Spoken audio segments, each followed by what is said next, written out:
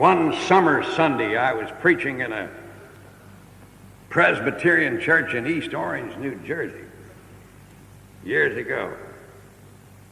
And after the service, a woman came up to me and she said, I came to church today and I listened to your sermon, and I want to tell you that I itch all over. I said, Madam, I've had many results from my sermons, but that's the most astounding one I ever had. She said, you know, it's a strange thing. I itch constantly. But I itch worse when I'm in church. And I often feel like I shouldn't come to church because I itch so badly. I said, maybe it's the cushions in the pews. No, she said, I've taken it up and it's not that. I just itch all the time. And she says it shows as a kind of an eczema on my skin. She bared her arm way up and she said, take a look at that. And I got up and looked at her arm as far up as the law would allow. And I said, there's not a thing there. Now she said, sir, don't you tell me there isn't anything there. Can't you see it? I said, no, I have good eyes and no eczema that I can see. Well, she says, I itch all the time. Well, I got interested in her. She looked to me like an interesting case, and then besides, I liked her. And then I asked her to give me the name of her doctor.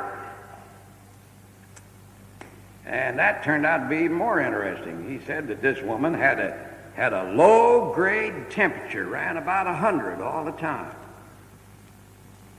I said, what's wrong with her? She says she itches. Yes, he says she's got eczema. Well, I said, I didn't see any evidence on her arm. Oh, he said it isn't on her arm. It's on her inside. It's in the mind. She has eczema of the thoughts. Well, I said, I never heard of that disease before. He said, you won't find it in the pharmacopoeia. But that's what's wrong with her. Eczema of the thoughts. And I asked him how he came upon it. She said, this woman has a virulent, violent, evil hatred of her sister. She feels that her sister defrauded her when they probated their father's will. She hasn't spoken to her sister for 20 years. She is absolutely foul on the inside with her hate. And I asked him, what about the temperature? What caused that? He says, it's because of the instability of the entire system.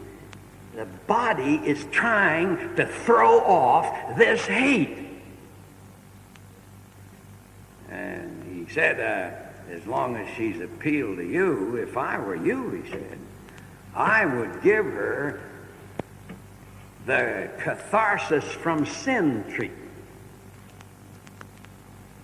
This man used the most astonishing phrases. So I called the lady in and I said, your doctor says you're a downright sinner. She said, I'll get another doctor. Yes, I said, you surely will. You've got one now.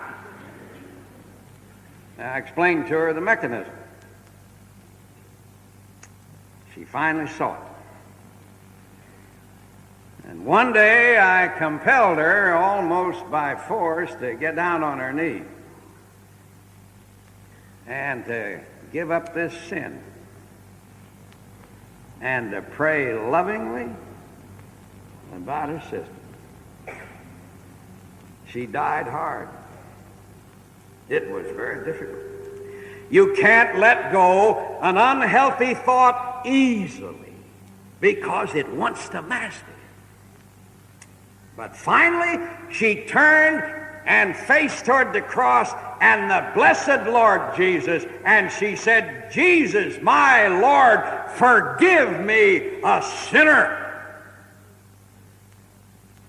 and save me by your grace, and cleanse me I said, that isn't enough.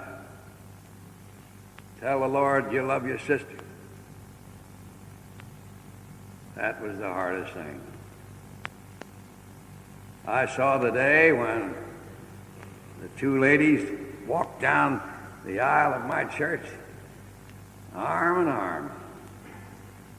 And people, when they come into my church, don't usually smile up at me in the pulpit, but they did. They now loved one another. The doctor tells me she's now completely well. You see, you can't allow yourself the luxury of nursing these evil things because they will ultimately destroy you.